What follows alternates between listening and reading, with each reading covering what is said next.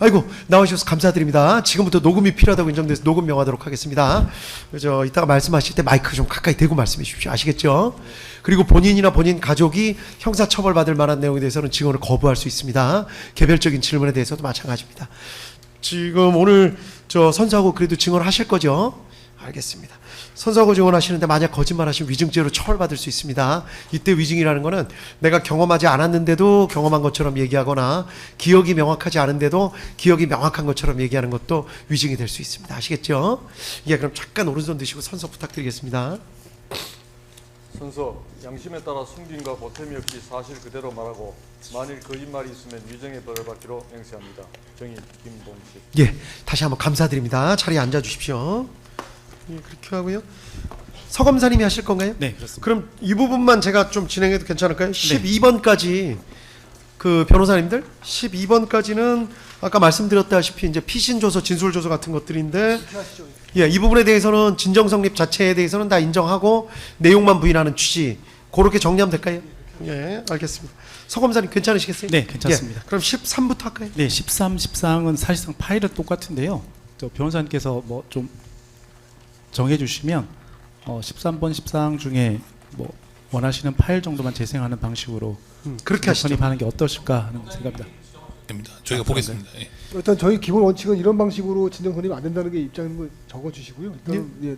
아니 그러니까 이런 방식으로 진정 성립 인정 안 된다는 말씀은 그건 아닌 것 같고 이거 아니 그러니까 다 듣게 해도 뭐 재판부는 그런데 어차피 다 아니 다 들어도 안 된다는 저희 이미 입장이세요. 진정 아니 그러니까 예, 뭐 판단- 이거에 대해서 위법 수집 증거 주장하시는 거는 그건 나중에 이제 꼼꼼하게 검토를 해볼 텐데 네. 지금 이른바 녹음 파일에 대해서 진정 성립 본인 목소리대로 녹음돼 있고 본인 목소리가 맞다 요 부분에 대해서는 근데 제가 정말 죄송한데요. 파일을 어떻게 하실 건지 예, 유승수 이 쟁점은요. 변호사님. 이제 여기서 재판부하고 저희가 많이 부딪히는데 이 쟁점은 위법 수입 증거는 사후에 배제되는 문제가 아니라 증거 능력 자체를 갖느냐 안 갖느냐 그러니까요. 예, 맞는 말씀이십니다. 예, 몇 번 할까요, 유승수 변호사님? 네, 그 유승선 변호사님께서 뭐 저희 쪽에 좀 이름 하셨기 때문에 그러시죠. 첫 번째, 여섯 번째 그러니까 예, 처음과 마지막 했는데 어떤 13번하고 14번 파일이 똑같은데 두 CD를 다 들으실 건지 아니면 한 CD만 들으실 건지 그것도 정해주시면 저희가 검사님 한 20초씩 네네 다 알겠습니다. 하시는 걸로 하시죠. 네네 예, 그럼 1번, 6번이요. 네 20초씩만 일단 예, 재생하는 걸로 할까요? 하겠습니다. 먼저 그러면 13항 조지호 등 증거 기록 순번 366번 14권 4633쪽 녹음 파일 저장 CD 중 김봉식 주진우 통화 파일입니다. 먼저 첫 번째 파일 이제 끝자리 네 자리가 4015 파일입니다. 네. 20초만 예, 20초는 뭐 변호사님께서 적정하게 끊으시면 뭐 될 것 같은데요. 예.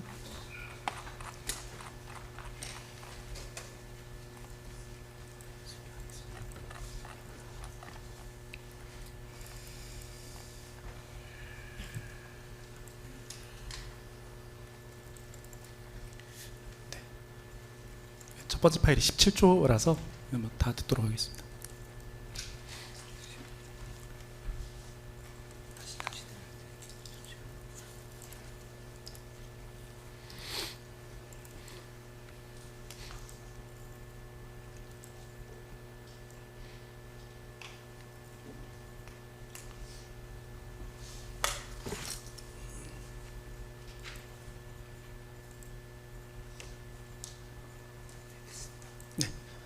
청장님, 제가 증인이라고 칭하겠습니다. 증인과 주진우 서울청 경비부장이 통화한 내역인데 증인과 주진우 경비부장의 목소리가 담긴 통화 파일이 맞습니까? 예. 네. 그러면 마지막 파일입니다. 끝자리가 3254 파일입니다. 이것도 12초짜리인데요. 뭐 다 재생하도록 하겠습니다.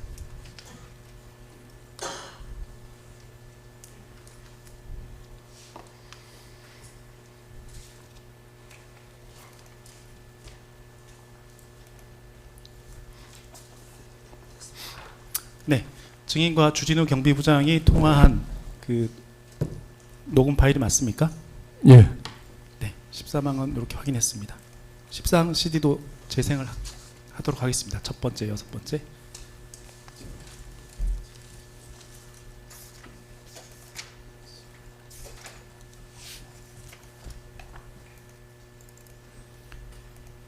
네, 14항 조지호 등 증거 기록 순번 626번입니다.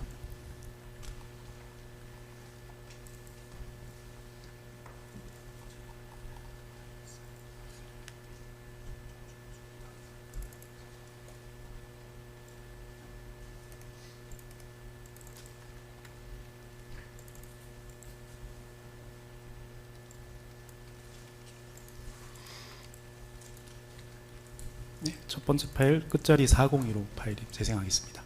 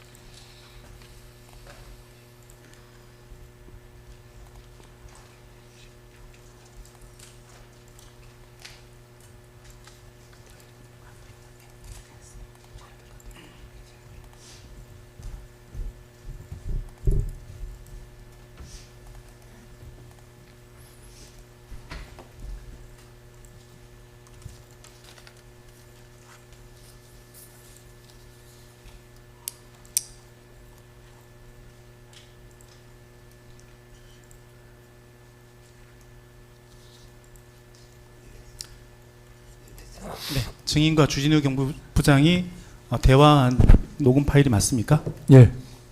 마지막 파일입니다. 끝자리 수 3254번 파일입니다. 6번째 파일입니다.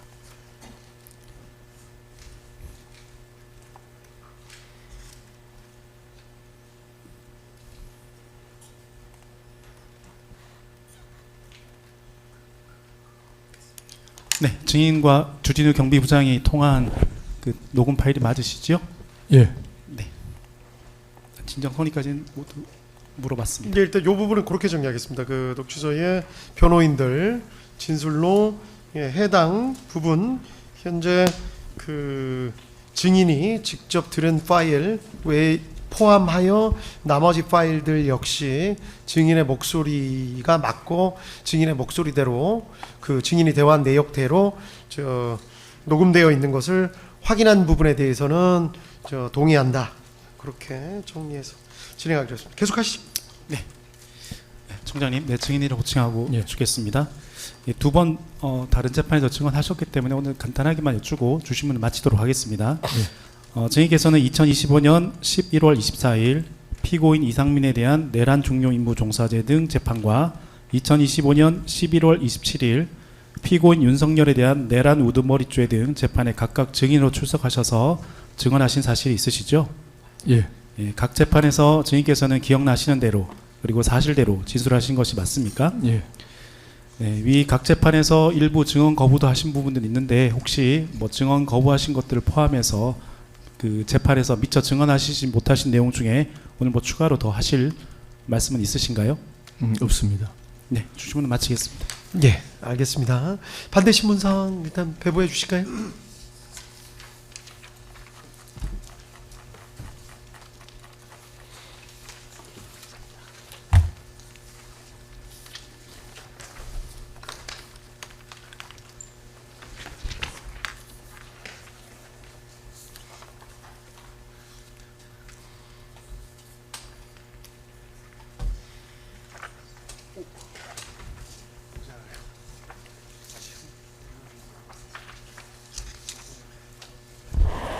예, 다 배부되신 거죠? 한 부가 예. 부족합니다. 몇 부요? 예, 한 부가 부족합니다. 한 부만 좀 주시죠. 예. 아예 없으세요? 아니 뭐 변호사님들 같이 갖고 계신 것도 없네. 저희들 거 그냥 다 띄워서 보고 있어가지고. 그래요? 아이고. 제가 좀 다음부터 좀 너무 가져오겠습니다. 알겠습니다. 다음서부터는 좀 많이 예, 좀 예. 준비를 좀 해주십시오. 예. 11부 갖고 아유, 검사님들 좀 불편하시겠지만 일단은 네, 이제 진행하셔도 될 것 같습니다. 죄송합니다. 예, 예. 저 이하상 변호사님 하실 건가요? 예, 예, 제가 시작하시죠. 예. 선생님 안녕하십니까? 저 김영정 변호인 이하상이라고 합니다. 몇 가지만 여쭤보겠습니다. 예. 예.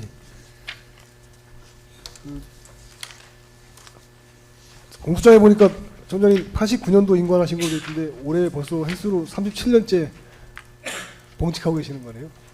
예. 국가를 위한 헌신에 진심으로 감사드리고요. 제가 궁금한 것만 몇 가지 먼저 말씀드리겠습니다. 그 주신문 아까 과정에서 녹음 파일을 들으셨습니다, 청장님. 기억나시죠? 예.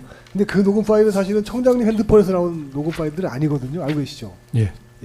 그래서 저희들은 그 점에 대해서 그 원본성과 무결성에 대해서 다투고 있는 입장입니다. 그건 아직 모르고 계셨죠? 죄송합니다. 아닙니다. 예. 예. 그거 먼저 말씀을 드리고요. 그 다음에 준비된 신문상 하도록 하겠습니다. 1항입니다.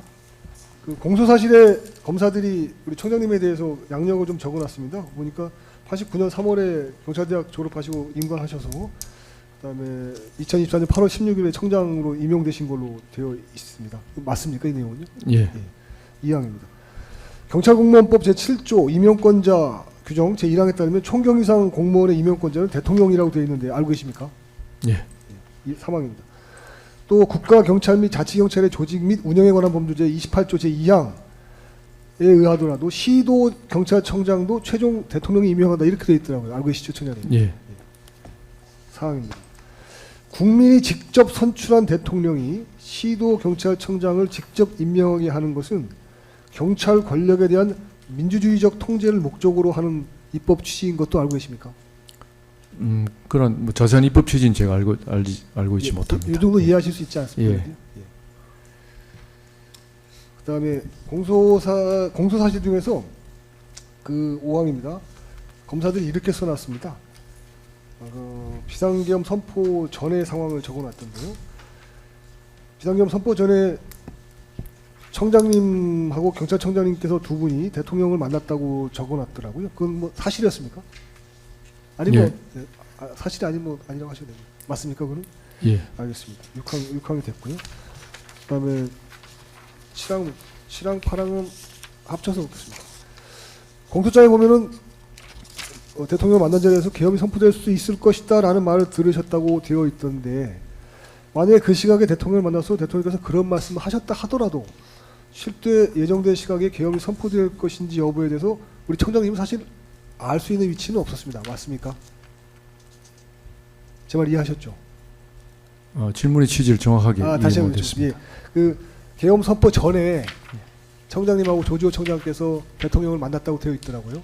예. 예. 그래서 계엄 선포에 관한 말씀을 들었다는 취지로 되어 있어서 제가 여쭤보는데 그때 그 말씀을 들었다 하더라도 대통령이 예정된 시간에 계엄을 선포할지 여부는 최종적으로 또 대통령의 결심 사항이고 결정 사항이기 때문에 청장님께서는 실제로 계엄이 선포될지 여부는 정확히 알 수 있는 입장은 아니었습니다. 맞습니까? 예. 예, 좋습니다. 그럼 7항입니다. 9항입니다. 예. 대한민국 헌법상에 대통령의 고유한 통치 권한으로 규정되어 있는 것들이 몇 개 있어서 제가 좀 말씀을 드리겠습니다. 헌법 제73조에 따르면요. 조약 체결 비준권이 있고요. 외교사절 신임, 외교사절 접수, 외교사절 파견권이 있습니다.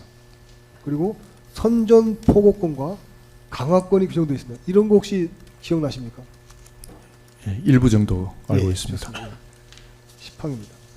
또 대한민국 헌법 제77조 1항에서는요. 대통령의 고유 권한으로 비상계엄 선포 권한도 규정하고 있습니다. 이건 알고 계시죠? 요즘 하도 많이 논의가 됐습니다. 예. 11항입니다. 비상계엄 선포 요건이 되었느냐 안 되었느냐라는 판단은 대한민국에서는 대통령 혼자만이 할 수 있고요. 그 책임은 정치적으로 국민들에게 직접 진다는 사실 알고 계십니까? 모르시면 모르시다 하셔도 됩니다. 네, 당시에는 뭐 제대로 인식하지 못했습니다. 지금은 어떠십니까? 뭐 대통령의 권한 정도라는 것은 알겠습니다. 명확하게 알고 있습니다. 감사합니다. 12항 묻겠습니다. 국회를 비롯해서 서울에 소재하는 국가 주요 기관에 대한 경비 업무는 서울청 권한이라고 하는데 맞습니까? 예. 13항입니다. 그 경찰청 본청은 직접적인 경비 권한은 없다고 하는데 맞습니까? 중요 사항에 대해서 경찰청의 지시 그리고 일부 권한을 위임받아서 집행하는 서울청은 그렇게 하고 있습니다. 그러니까요. 근데 경찰청이 직접적인 경비 권한을 갖는 건 아니라고 하는데 제 말이 틀립니까? 예, 직접적인 집행기관은 아니, 경찰청이 아닙니다. 아니죠. 예. 예. 그리고 실제로 경비를 위한 경력도 경찰청 자체는 보유하고 있지 않다고 하는데 맞나요? 예. 14항입니다. 결국 경비에 대한 판단은 서울청장이 행사하는 것이 맞습니까? 중요 사안에 대해서는 경력을 운영하는 것은 서울청장이 하지만은 예, 예. 전체적인 중요한 사안에 대해서 그 방향 제시와 어떤 방침은 경찰청과 서로 상의해서 그렇게 또 경찰청의 지시를 받아서 집행하고 있습니다. 예, 알겠습니다. 15항입니다. 2024년 12월 3일 날 22시 35분경쯤에 비상계엄 선포가 됐는데요. 더 중요한 것은 동시에 전군 경계태세 2급이 발령됐습니다. 그 사실 알고 계시죠, 청장님? 잘 모르고 있습니다. 아, 그 모르셨습니까? 예. 네, 전군 경계태세 2급이 동시에 발령됐습니다. 16항입니다. 경계태세 2급 발령만으로도요. 그 통합방위법에 따르면 군, 경 등 국가 방위 요소는 협력해서 국가 주요 기관의 시설과 인원의 안전을 방어하도록 규정되어 있습니다. 혹시 들어보신 적 있습니까? 잘 모르고 있습니다. 예. 통합방위법에 대해서 한 번도 보신 적 없나요? 통합방위법 근데 세부적인 내용에 대해서는 제가 잘 모르고 있습니다. 알겠습니다. 17항. 따라서 비상계엄이 선포가 됐고 동시에 경계태세 2급이 발령되었기 때문에 경찰에서는 자연히 국가 주요 기관인 국회에 대해서 군과 협력해서 경비 업무를 수행할 의무가 있다고 판단됩니다. 제 판단이 맞습니까? 틀립니까? 예, 중요 사태에서 경찰이 경비 책임이 있습니다. 네, 좋습니다. 18항입니다. 검사들은 엉뚱하게도요, 공소장에서 봉쇄라는 말을 써가면서 청장님을 핍박하고 계신 거 아시죠? 맞죠? 제 말이. 예, 제가 좀 더 물어보겠습니다. 검사들 같은 건 1차 봉쇄, 2차 봉쇄가 있었다고 기재하고 있습니다. 그거 공소장에서 보신 적 있으시죠? 예. 그 내용에 대해서 여쭙겠습니다. 19항입니다. 그런데 경찰청 경비부장 주진우, 그다음에 서울청 경비부장인데 서울청 경비부장 주진우, 그다음에 서울청 경비안전계장 최창복 이 두 분의 각 진술에 따르면 그 당시 가용한 기동대는 전장형 대비 4개 기동대, 그리고 광화문 타격대 하나, 여의도 타격대 하나, 모두 6개 기동대에 불과했다. 이렇게 말씀하십니다. 그거 알고 계셨죠? 예. 20항입니다. 서울청 경비부장 주진우와 서울청 경비안전계장 최창복 이 두 분은요, 이 6개 기동대는 물론이고 대한민국 전체 기동대를 모두 다 동원하더라도 국회 봉쇄는 그 자체가 불가능하다. 이렇게 두 분이 일치하게 말씀하셨는데 이 말이 맞습니까? 틀립니까? 그 여러 가지 상황에 따라서 좀 달라질 수 있기 때문에 제가 이 자리에서 답변 드리는 건 적절치 않다고 생각합니다. 그러시군요. 그럼 다시 한번 추가로 물어보겠습니다. 주진우 경비부장님하고 최창복 경비안전계장님의 말씀은 경비 작전 용어 중에 봉쇄란 말은 없다. 이렇게 말씀하시더라고요. 그 말은 맞죠? 봉쇄라는 표현은 저희 경비 업무를 할 때 안 쓰시죠? 보편적으로 쓰는 용어는 아닙니다. 그러니까 그래서 그 용어의 해석에 대해서 의견이 있는 것 같은데 그냥 봉쇄란 말은 물새 틈 없이 한다. 그러니까 일체 인원과 물자가 들어가거나 나갈 수 없게 한다. 그렇게 하기 위해서는 완전히 밀폐를 해야 되는데 대한민국 전체 기동대를 다 동원해도 그런 작전은 불가능하다. 이런 취지거든요. 그 말은 그럼 맞습니까? 틀립니까? 많은 수의 그 기동대, 많은 수의 경찰관이 필요한 건 사실입니다. 그렇군요. 알겠습니다.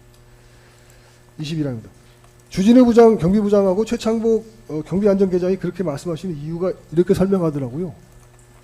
대한민국 국회는 검 전체 둘레가 2.6km 되고 담장은 1.2m 정도로 낮은 편이고 출입문도 10개가 돼서 사람의 출입을 전면적으로, 사람 및 물자입니다. 물자의 출입, 진출입을 전면적으로 차단 수비하려면 전국의 모든 기동대를 다 동원해도 안 된다. 이렇게 설명하더라고요. 그 말이 합리적인 말입니까?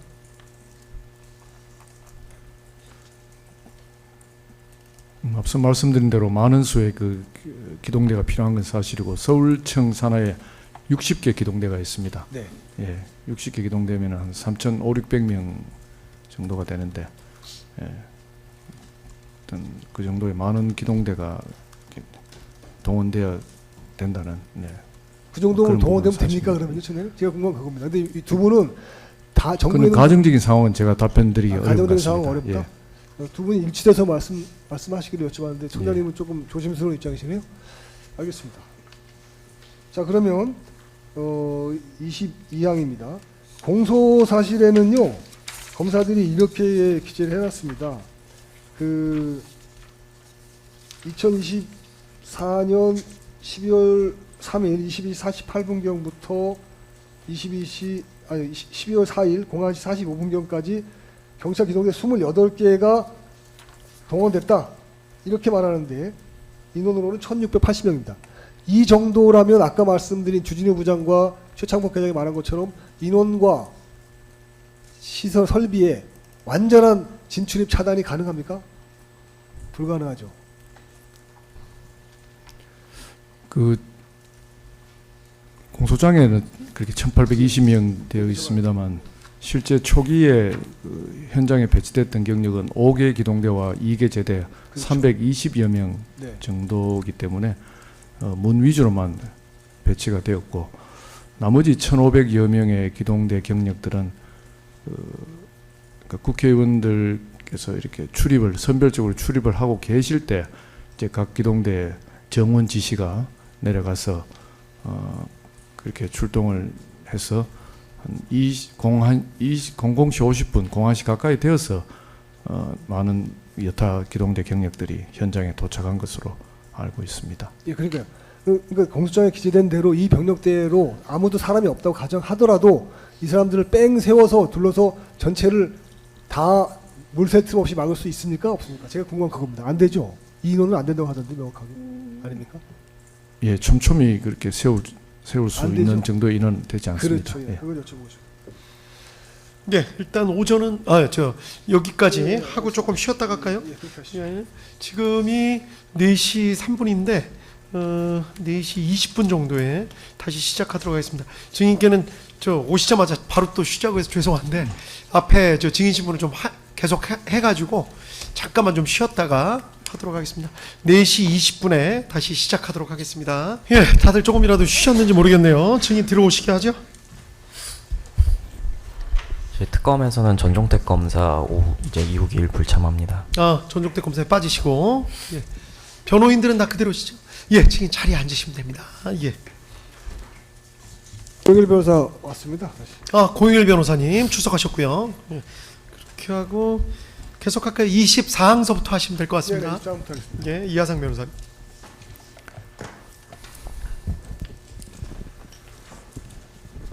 예, 저는 다시 여쭙겠습니다. 예. 그 1차 출입 확인, 2차 출입 확인 이런 용어를 쓰겠습니다. 제가. 그래서 먼저 첫 번째 출입 확인 검사들 용어로는 1차 봉쇄 뭐 이런 말이 있는데요. 그 부분에 대해서 질문을 드리겠습니다. 검사들은 공소장에서 이렇게 기재를 했습니다.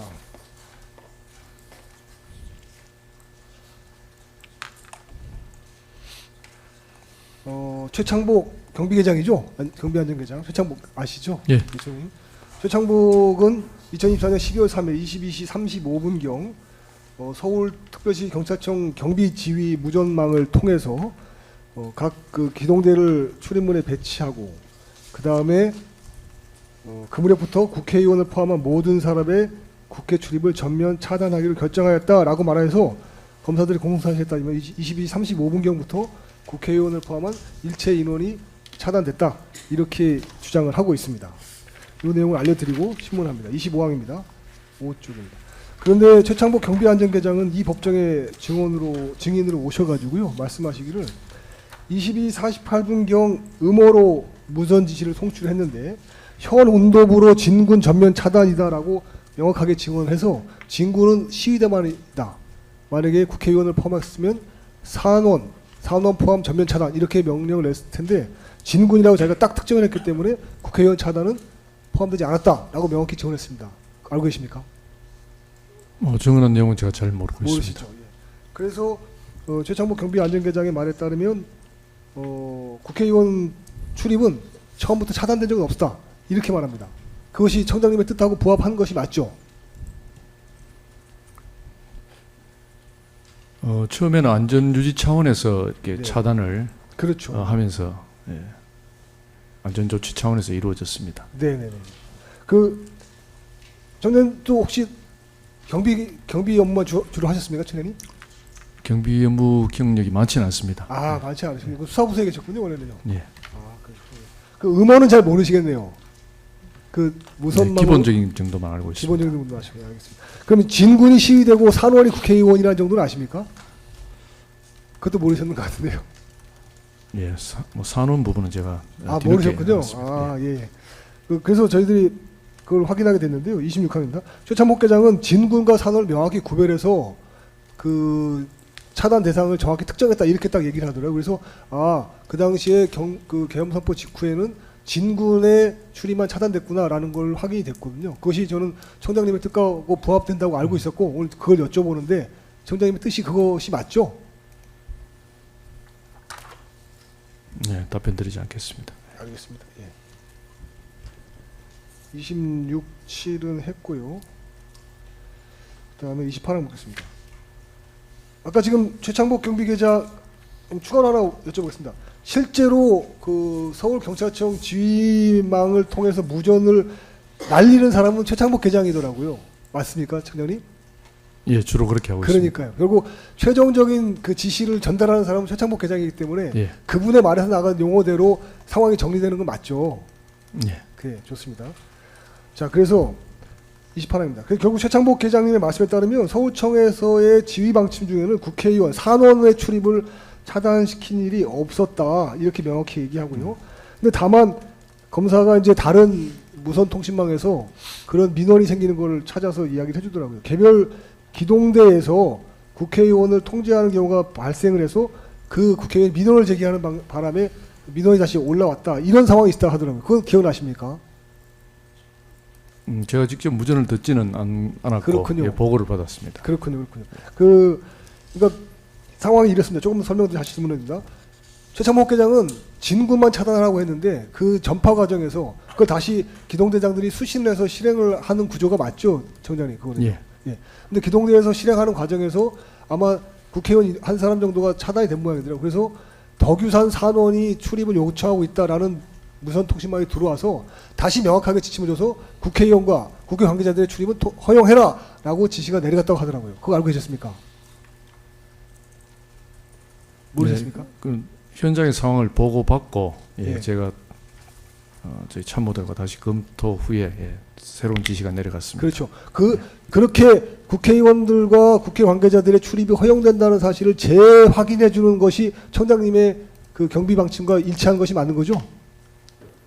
어쨌든 처음에는 안전 유지 차원에서 이게 이루어졌는데 예. 그 과정에서 의원님들이 출입을 못한다는 사실을 인지하고 그러니까요. 예. 예, 뒤에 그런 선별적 출입 조치가 이루어졌습니다. 알겠습니다. 29호입니다. 그래서 애초에 국회의원을 막았던 것은 아니지만 기동대 그 무선을 시행하는 기동대에서 일부 혼선이 있어서 민원이 생기자 덕유산 산원이 출입 요청한다. 그래서 다시 국회의원과 국회 관계자들의 출입은 허용해라라는 지침이 명확하게 하달됐습니다. 맞죠, 그거는? 예, 예, 좋습니다.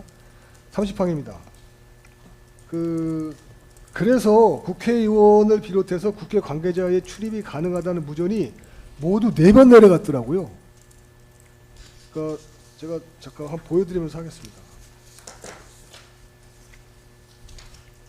증거 순번 65번이고요. 서울경찰청 지휘망 녹취록 제시합니다. 저 중에서 먼저 순번 100번 찾아주십시오. 순번 100번. 표시가 돼 있을 거예요. 청장님 화면 잠깐 봐주시겠습니까? 100번 먼저 보여주십시오.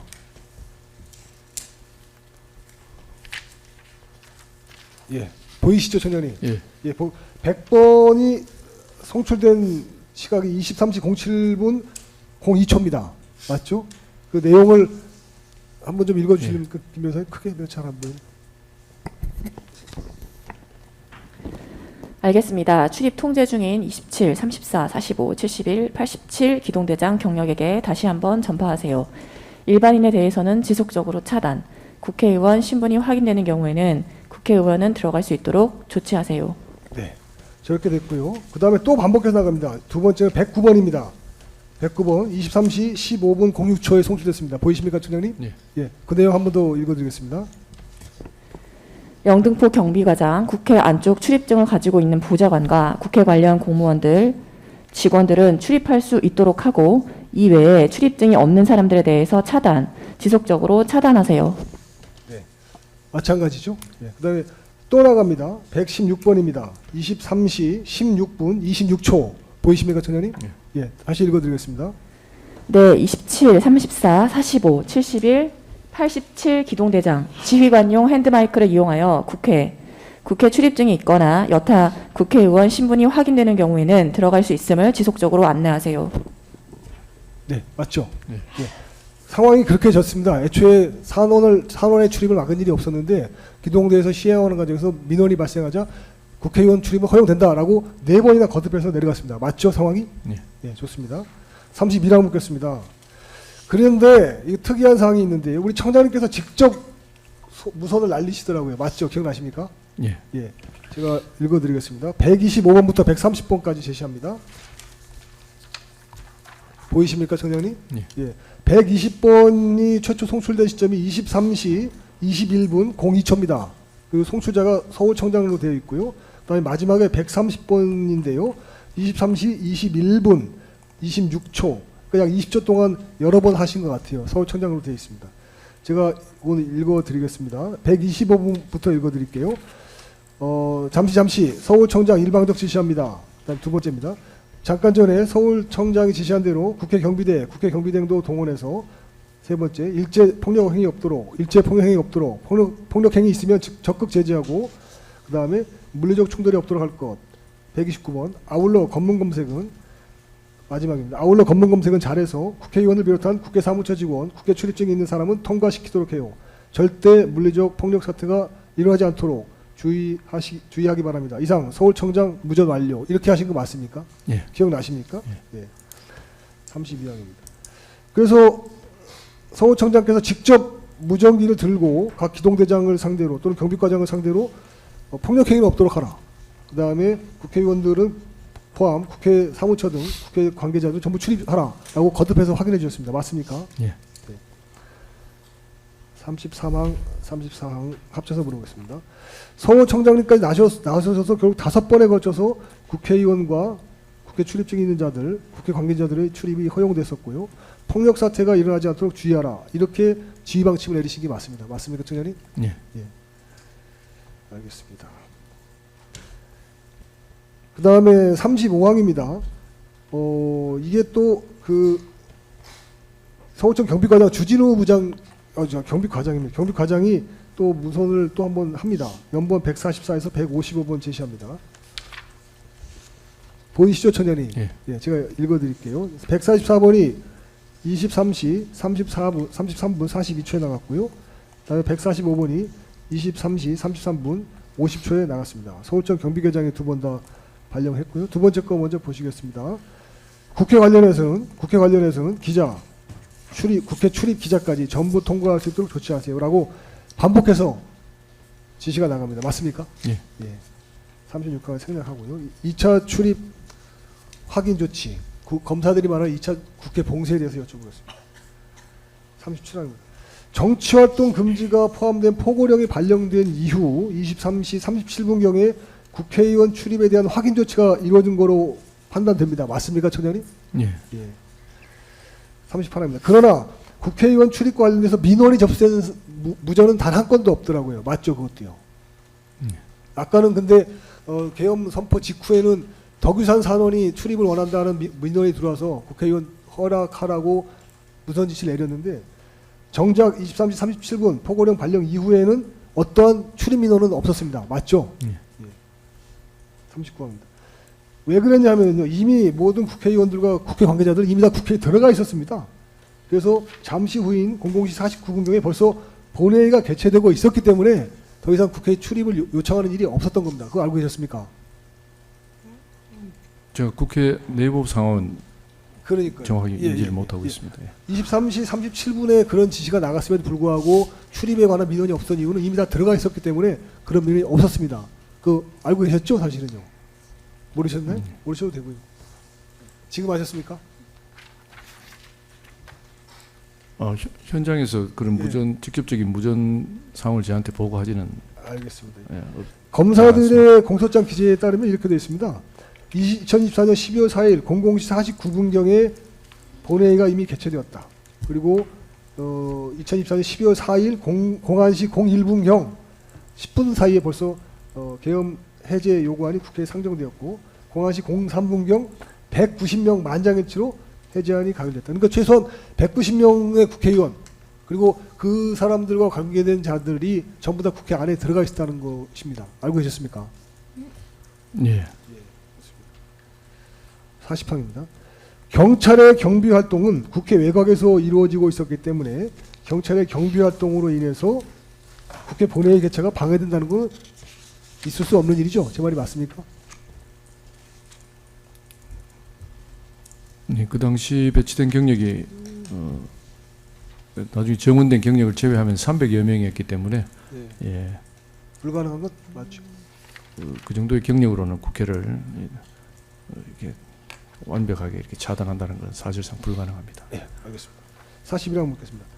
청장님, 계엄이 선포되면요, 계엄법에 따라서 합동수사본부가 설치되도록 규정되어 있는 사실 알고 계십니까? 모르시나요?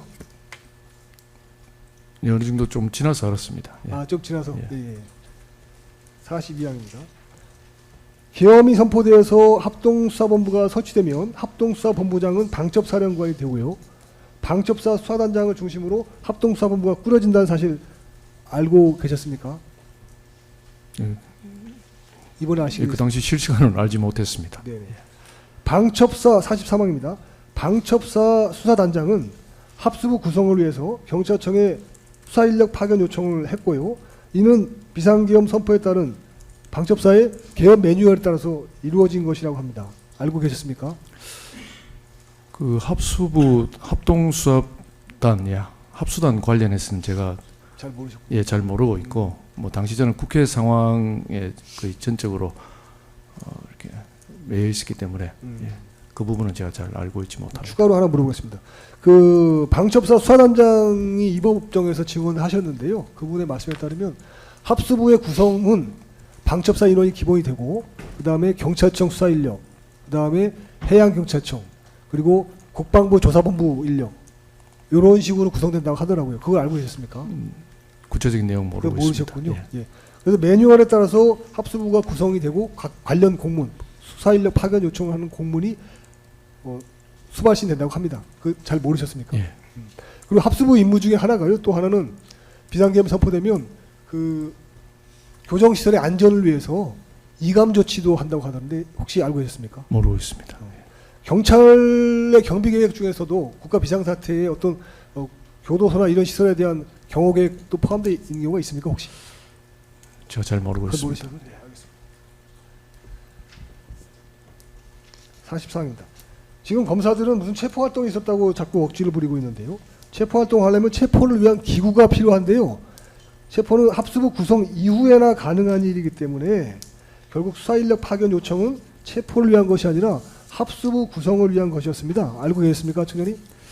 저는 그 다시 한번 말씀드리지만 합수부 그리고 체포 잘 관련은 제가 전혀 모르고 있습니다. 네, 알겠습니다. 45항입니다. 방첩사에서 경찰청에 요청한 합수부 구성을 위한 수사인력 파견 요청은요. 경찰청 국가수사본부 수사기획과장, 수사기획계장 이현일, 그다음에 수사기획 담당관 전창훈, 수사기획조정관 윤승영을 통해서 조지호 청장에게 보고됐다고 하는데 청장님 모르시죠, 그럼? 예. 수사인력 요청을 받은 경찰청의 수사기획 담당관 전창훈은 서울청 수사부장 임경우에게 수사인력 파견을 요청했다고 하는데 혹시 보고 받은 적 있습니까? 그것도 보고 못 받으셨군요. 이런 수사인력 파견에 대해서는 청장님께 보고가 안 되나요, 원래? 어떻게 나요? 그 당시 저는 국회 상황에 집중하셨기 있었고, 때문에? 예. 예. 그럼 국회 경비 업무에 집중하셨기 때문에 이거는 모르셨다 그 말씀이시죠? 예. 알겠습니다. 47항 묻겠습니다. 그 서울청 지휘망 녹취서에서 확인되는 내용인데요. 그 계엄 선포 직후 그다음에 해제 의결까지 과정에서 국회 외부에 있던 총 인원이 4,000명이 넘었다고 합니다. 기억나십니까? 예, 사후에 알았습니다. 사후에 아셨군요. 그 사람들 중에서 실제로 계엄 철폐, 계엄 중단 등의 손피켓을 들고 또 민주노총 공공운수 노조 깃발 아래 모였던 사람들이 많았다는 걸 알고 계셨습니까?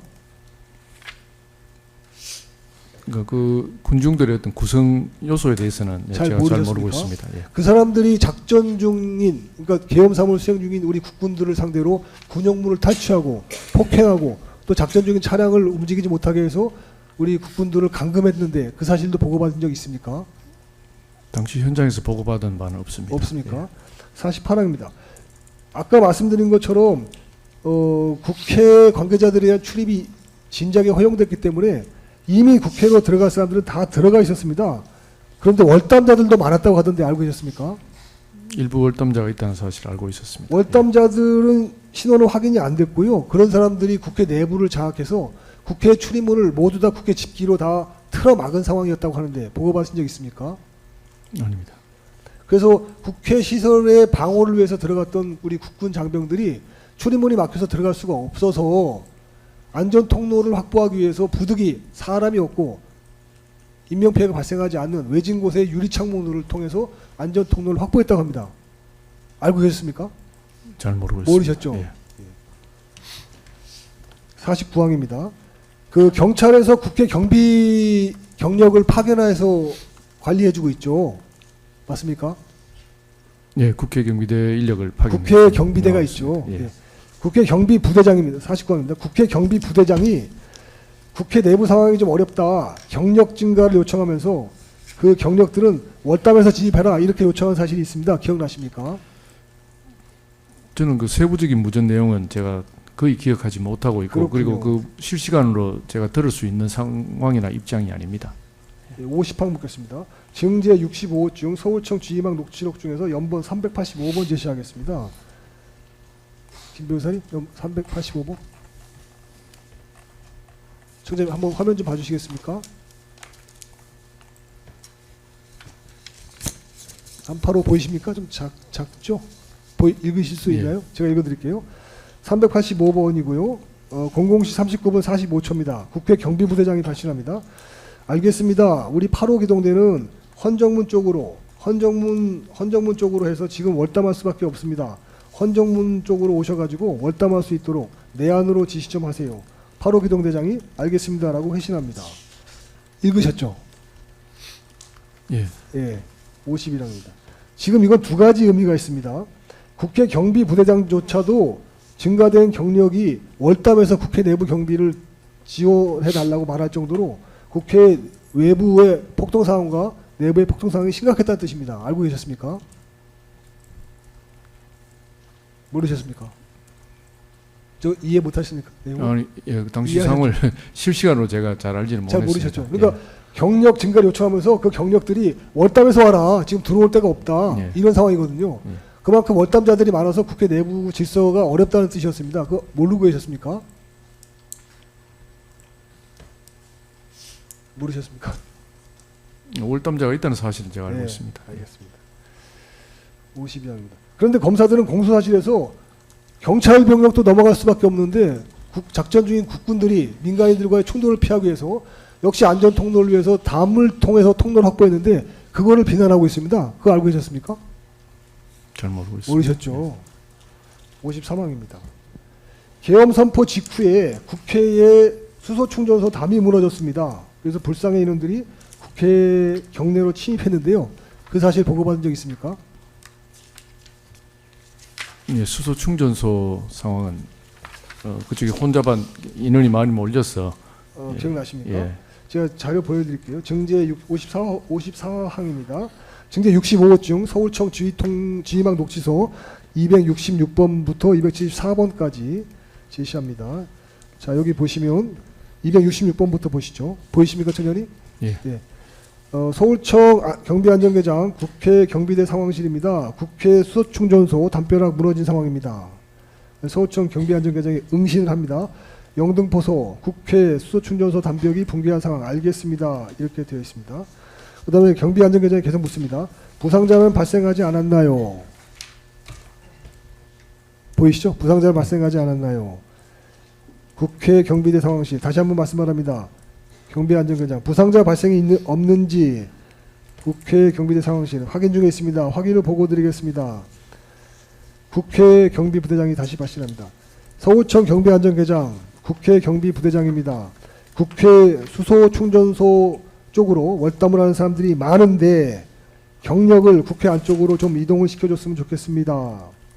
그러자 서울청 경비안전계장이 알겠습니다. 48 기동대 아울러 36 기동단 경력이 순차적으로 도착할 겁니다. 라고 되어 있습니다. 읽으셨죠? 예. 네, 또 말씀드리겠습니다. 50원입니다. 위 내용에 따르면은요, 국회 담벼락, 수소충전소 담벼락 붕괴가 보고된 시점이 00시 17경임이 확인됩니다. 아시겠습니까? 예. 그 앞쪽에 한번 보여주시죠, 김 변호사님. 앞쪽에 거 266번. 최초 국회 수소충전소 담벼락 붕괴 상황이 00시 밑에 있습니다. 266번. 00시 17분에 보고되는 거 맞죠? 예. 예. 56항입니다. 그리고 국회 월담자가 많다고 되어 있고요. 그 월담자 대응을 위해서 경력 증가를 요청하고 있음도 확인됩니다. 맞습니까, 예. 청년이? 예. 57항입니다. 월담자들은 검거하셨습니까? 제가 월담자 관련해서 검거하라든지 특별한 지시를 내린 사항은 없습니다. 하나 추가로 물어보겠습니다. 그 서부지방법원에서 1월 19일 날 그 청년들이 서부법원에 들어갔을 때는 그때는 다 특수건조물 침입으로 검거하셨는데 그거는 청장님이 조치하신 건 아닌가요? 그 화물연대 아니요. 2025년 1월 19일 날 서부지방법원에서 그때는 지휘 안 하셨나요? 제가 그때는 예 구속 알겠습니다. 상태에 있습니다. 알겠습니다. 58항입니다. 결국 그 국회 수소충전소 담벼락 붕괴와 월담자들 증가에 따른 상황에 대응하기 위해서 영등포소 수사 인력이 형사계 인력이 국회 수소충전소 부근에 있었던 것인데 맞습니까, 제 말이? 영등포서 형사 예, 형사팀이 그 예. 근처에 있다고 하던데 제가 봤을 그 때는 부분 제가 잘 모르고 있습니다. 일단 영등포소 수사 인력이 국회 충전소 부근에 있었던 사실을 알고 계십니까? 지금 사후에 나중에 알았지만 당시에는 나중에 전혀 아셨습니까? 몰랐습니다. 그 당시에 모르고요. 지금 예. 나중에 아셨습니까? 예, 그러니까 제가 말하기 이전에 알고 계셨던 거 맞죠? 예, 예. 그런데 그 인력들이 수소 충전소 담벼락 붕괴 그리고 월담자 증가에 대응하기 위한 인력이었는지 아십니까, 모릅니까? 무슨 이유로 거기 있은가는 제가 정확히 잘 모르고 그거 잘 있습니다. 모르십니까? 예. 예. 59항입니다. 상식적으로는 국회 수소 충전소 담벼락 붕괴와 월담자 증가에 따라서 그 치안 수요에 대응하기 위해서 영등포소 형사 인력들이 가 있었던 걸로 보이는데요. 검사들은 그것이 체포를 위한 활동이다 이렇게 말하고 있습니다. 그거 알고 계십니까? 예. 알고 계십니까? 아무런 관련이 없지 않습니까? 체포하고는요. 제가 잘 모르시는 상황에 대해서는 거군요. 잘 모르고 있습니다. 여기까지 하겠습니다. 네, 알겠습니다. 예, 반대신 분 더 하실 분 계세요? 예, 김지희 변호사님. 총장님 안녕하십니까? 저는 김지미 변호사라고 합니다. 몇 가지만 여쭤보겠습니다. 저는 올해 4월 4일에 그 헌법재판소 선고를 앞두고 그 서울청께서 그 인근을 방어하시기 위해 그 기동대를 파견하신 것에 대해서 잠시 여쭙겠습니다. 선고일이 지정된 4월 4일의 하루 전인 4월 3일은 그 우리 서울청이 의료비상을 발령한 것으로 확인이 되는데 맞습니까? 제가 잘 모르고 있습니다. 그럼 의료비상에 대해서 개략적으로 여쭙겠습니다. 의료비상, 3일에 발령된 의료비상의 내용은 헌재 인근 기준으로 반경 150m를 전부 진공 상태로 통제하고 기동대 버스로 만든 차벽으로 인해 일반 시민의 접근을 막는 조치다 이렇게 그 보도가 됐는데 이것에 대해서 아시는 바가 있는지 여쭙습니다. 네, 대략적으로 알고 있습니다. 네. 그 서울청이 4월 3일에 의료비상을 발령한 것은 국회를 비롯해서 서울 소재 국가의 주요 기관에 대해 경비 업무 권한을 보유하고 있는 서울청의 판단에 따른 것으로 이는 법정 권한을 행사한 적법한 행위라고 보입니다. 이에 대한 그 청장님의 의견은 어떻습니까? 제가 그 당시에 서울청장에 재직하고 있지 않았기 때문에 알겠습니다. 그 현재 관련 상황은 제가 답변 드리기가 어렵습니다. 혹시 그 다음 날인 4월 그 4일 자정부터 의료비상이 가포비상으로 격상된 사실에 대해서 혹시 알고 계십니까? 잘 모르고 있습니다. 네. 그럼 당일에 자정부터 약 2만 명 규모의 기동대가 현재 주변에 배치된 것도 혹시 알고 계십니까? 잘 모르고 있습니다. 가포 비상에 대해 개략적으로 여쭙겠습니다.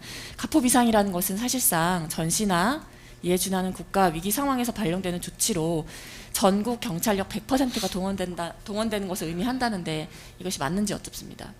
예, 가포 비상의 개념은 그렇습니다. 예. 그래서 당일에 서울 자정부터 서울에는 14,000명의 인력이 집중이 돼서 헌재를 비롯한 안국역, 종강역 일대에 14,000명의 인력이 집중돼서 헌재와 안국역 일대의 주요 기관에 삼엄한 경비가 있었던 것으로 확인이 됩니다. 그 혹시 가포 비상이나 의로 비상 의사결정도 서울청 소관인지 여쭙습니다. 네, 집행은 그렇게 하지만은 그 과정에서 발령하는 과정에서 경찰청과 충분한 논의를 거쳐서 그렇게 하고 있습니다. 예, 주요 경비 간부를 예, 경비 관련 회의를 예. 하고 그렇게 하고 하시고 있습니다. 하시는 거죠. 예. 그러면은 가포 비상이나 의로 비상 같이 특히 가포 비상 같은 경우는 사실상 전시나 이에 국가는 국가 위기에 준하는 국가 위기 상황에서 발령되는 조치라고 하던데 이런 조치가 취해지려면은 언제부터 얼마나 오랫동안 준비를 해야 되고 또 가포 비상 같은 경우는 전국의 경찰 병력이 동원된다는 의미에서 서울청이 어느 기관과 협력해서 이것을 실행하는지 여쭙습니다. 그 정도 대규모 큰 집회나 상황일 때는 경찰청에서 회의를 주재해서 필요한 경력을 각 지방청에 각 타청의 경력과 기동대를 서울청에 지원을 해줍니다. 그 지원해주는 규모를 결정하는 것이 경찰청의 역할이고 서울청에서는 그 그러한 경력들을 지원받아서 효율적으로 현장에 배치를 하고 운용을 하고 있습니다. 예, 그 경찰청을 비롯해서 이제 서울청 주요 간부들께서 이 법정에 나오셔서 당시 헌재 약 200대 기동대 버스가 동원됐다 이렇게 증언을 해주셨는데 이에 대해서 우리 청장님도 아시는 바가 있는지 여쭙습니다. 예, 저는 현재 상황에 대해서는 잘 잘 모르고 모르신다고 있습니다. 하셨고요. 그렇다면은 그 개략적으로 헌재에 만약에 200대 기동대 버스가 동원이 돼서 반경 150m까지 진공 상태로 만드는데 이 정도의 그 기동대 버스가 동원이 되어야 한다면 국회는 어느 정도의 그 기동대 버스 그리고 인력이 배치가 돼야 이 당이 4월 3일부터 4월 4일에 걸쳐서 있었던 이 헌재 시설의 막 경비나 방호를 위해 투입된 이런 인력에 비춰봐서 우리 국회의 경우에는 어느 정도의 기동대 버스나 인력이 필요하다고 생각하십니까? 그 가정적인 상황에 대해서 정확하게 답변 드릴 수는 없지만은 국회 정도의 어떤 넓은 반경이라면 그 서울청에 한 60개 기동대가 있는데 60개면은 3,500~600명 가량 됩니다. 그 정도 기동대는 다 동원이 되어야 된다고 봅니다. 그렇다면 마지막으로 여쭙겠는데요. 그렇다면 헌재의 그 선고를 대비해서 3일에 발령된 의로비상, 4일에 격상된 가포비상 이런 걸 비춰보면 지금 청장님께서는 전국 그 경찰 병력이 동원이 되어야 되기 때문에 사전에 준비하는 것이 필요하고 그리고 충분한 그러니까 200대 기동대 버스가 동원이 됐다 이런 점에 근거해 봐서는 국회의 경우에는 국회 전 영역을 봉쇄하기 위해서는 훨씬 더 많은 기간이 필요하고 훨씬 더 많은 병력이 필요하다는 데 동의하십니까? 그러니까 가정적인 상황에 대해서 제가 정확하게 답변드리기 곤란한 것 같습니다. 마치겠습니다. 예. 더 뭐 반대 신문하실 거 없으시죠? 예. 제주 신문 하실 거 있어요? 네, 수고합니다. 두 가지만 한 가지 예. 주제만 좀 여쭙겠습니다. 증인 오늘은 김용현 피고인을 포함한 제 재판이어서 그걸 좀 여쭐게요. 증인께서 서울 경찰청장으로 부임하신 이후부터 2024년 12월 3일 비상계엄 이전까지 김용현 전 국방부 장관과 만나거나 업무적으로 연락하신 적은 있으십니까? 만나 뵌 적은 없습니다. 업무적으로 전화 통화는 하신 적 있으신 건가요? 그건 제가 앞서 신문에서 답변 드린 것 같습니다. 대략 몇 번 정도로 기억하신가요? 12월 3일 이전에. 그 전에 12월 1일 날 한번 격려 전화 오셨다는 거. 네. 그 이전에는 예, 비상경관 무관하게 업무 차원에서 연락하신 건 전혀 없으신가요? 만나 뵌 적이 만나 뵙거나 업무차 연락한 적이 없습니다. 네. 증인께서 서울경찰청장으로 부임하신 후 이제 김용현 전 국방부 장관께서 경호처장으로 계실 때 시기가 조금 겹치셨는데 경호처 업무와 관련해서는 연락하신 적은 없으셨나요? 예, 없습니다. 증인 단 두어 번 증언에서도 기억이 나지 않는다고 하셨는데 오늘은 이제 김용현 국방부 장관을 직접 뵈셨기 때문에 혹시 기억이 나실지 몰라서 한 번 더 여쭤보겠습니다. 그 경호처 비화포 통화 내역에 의하면요, 그 비상계엄이 선포된 이후인 12월 3일 22시 32분경 김용현 전 국방부 장관과 한번 통화를 하시고요. 이제 증인께서 이제 경찰 기동대를 국회에 배치하던 때인 같은 날 22시 43분경 다시 한번 김용현 전 국방부 장관과 비화폰으로 통화하시고요. 그다음에 12월 3일 재판장님, 23시 통화 내역을 11분경에 자꾸 불러주고 하는 거는 적절치 않습니다. 이하상 변호사님 일단 통화한 내역이 있는지 물어보고 그 다음에 뭐 기억 환경을 하는 것도 모르겠지만 불러주면서 하시는 거는 전 완전히 위법한 신문이라고 보고 있습니다. 그러니까 그런 문제가 있을 때는 재판부에서 제지를 하도록 하겠습니다. 네.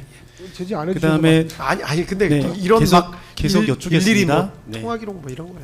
네, 12월 3일 23시 11분경 그러니까 증인께서 이제 국회의원과 국회 출입증을 가진 사람을 국회 출입을 일시 허용했던 이후에 다시 김용현 국방부 장관님과 통화를 하시고요. 그다음에 이제 포고령이 발령된 이후인 23시 28분경 다시 이제 국방부 장관님과 김용현 전 국방부 장관님과 이거는 정말 4회 통화를 했습니다. 혹시 어떤 통화로 기억했는지 기억이 나십니까? 팩트를 중간중간에 연결해서 지금 스토리를 주고 있지 않습니까? 거기에 맞춰서 말하는 뜻이지 재판장님, 않습니까? 예, 고영일 그러니까 변호사입니다. 그런 거면은 아예 제지할게요. 예. 처음 어떤 사실이 있었는지를 묻고 나서 이런 게 아니라 아예 불러주고 그러니까요. 나서 그 답변을 스토리를 유도하기 알려주는 거 때문에 아닙니까, 내용을. 이 부분은 사실 이대로 말하는 증인 거 신문으로서 이게 일종의 기술도 아니고 아예 이도신문이죠 그냥. 예, 가르쳐 해놓고 주면서 이제 이렇게 답하라고 하는 것과 동일합니다. 그렇기 때문에 이 부분은 신문 부분에 있어서 좀 재판장님께서 네, 좀 제지해 지휘를 해주시기 바랍니다. 예, 그렇게 말씀하신 거 남겨놓고요. 일단은 계속 진행할게요. 그리고 뭐 특별히 뭐 문제되는 거면 재판부에서 제지하겠습니다. 재판 근데 지금 결국 원하는 답이 김영훈 장관과 통화해서 국회에 대한 조치가 나갔다 이런 말을 물어보는 거 아닙니까? 저희들도 그냥 상식적으로 알겠죠. 아니 증인께서 뭐라고 답변하실 줄 근데 알겠요. 증인 말씀 아니 한번 그렇게 들어보시죠. 유도해놓고 네. 그거는 그거 너무나 우연한 일 아닙니까? 증인이 어떻게 말할지 기다려보면 일부 안 난다는 부분을 가지고 일부 다 오늘은 말씀하시면서 불러주신 오늘- 다음에 오늘은 좀 아니 검사님이 그냥 스무스에 무리하게 썼는데 질문하니까 변호사님 대해서 뭐가 캥기는 게 있으시니 자꾸 이의를 제기하시는데요. 아니, 거기다 캥기니까 이번에 유도신문 저기 하죠. 증인의 답변을 듣도록 지휘하시기 일단 바랍니다. 저희도요. 방청석에서는 좀 정숙해 주시고요. 그 다음에 문제가 있으면은 재판부에서 제지할게요. 저희도 아이고. 반대신문 하는 과정 가운데 예. 잘 모르겠다고 하시거나 기억이 나지 않으신다고 하면은 깊게 물어보지 않습니다. 근데 저건 주신문도 저희는 반대신문에도 안 했는데 주신문에서는 허용되지 않는다는 걸 분명히 말씀드립니다. 예. 그런 부분 다 녹취록에 남겨놓도록 하겠습니다. 예. 예, 계속하실까요? 혹시 지금은 기억이 나십니까? 지난번 신문에서 답변 드렸듯이 장관님과의 통화는 12월 1일 그리고 12월 3일 계엄 선포되기 전에 제가 전화 오신 것만 기억을 하고 있습니다. 어쨌든 이제 증인께서 기억나시지 않는다고 하는 이 비화포 통화 내역은 비상계엄 당일날 이렇게 주요 이벤트가 있었던 직후나 그 무렵에 통화됐는데 계엄과 관련해서 김용현 전 국방부 장관과 통화한 기억은 지금도 나지 않으시는 건가요? 예. 네, 이상입니다. 예. 예. 아유, 그래서 왜 이렇게 저 흥분을 하세요? 제 주신문 또 하실 분 불법 되셨어요? 예, 없습니다. 네, 알겠습니다. 예. 재판대 신문. 예, 알겠습니다. 아이고, 저 몇 차례나 나오셔가지고 증언하시느라고 고생 많이 하셨습니다. 오늘도 항상 차분하게 답변 잘해 주셔가지고 재판부에 크게 도움이 많이 됐습니다. 네, 예, 감사합니다. 이제 돌아가셔도 됩니다. 예. 감사합니다.